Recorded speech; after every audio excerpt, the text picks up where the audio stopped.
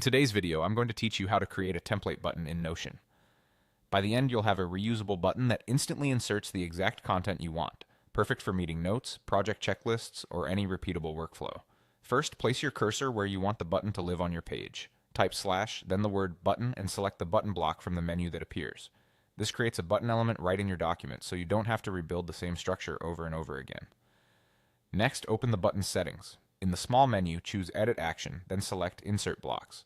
This tells Notion that when the button is clicked, it should insert a set of blocks you define, rather than performing another kind of action. Think of insert blocks as your template container. It's the area where you'll build the content that will be generated each time. Now add the template content. Inside the designated box, create or drop in anything you want the button to generate. Text prompts for meeting agendas, to-do checkboxes for daily tasks, a table for tracking progress, or even a few headings to keep notes organized. You can drag existing content into this area or type directly within it.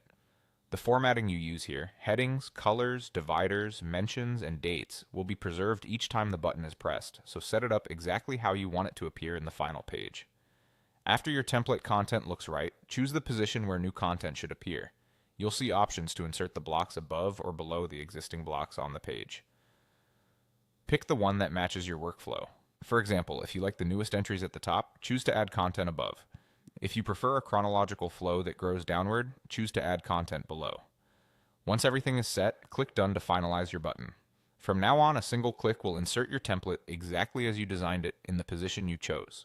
If you ever want to refine the structure, maybe add a new checklist item or adjust a heading, open Edit Action again and update the blocks in the template box. Small improvements here will save you time every time you use the button.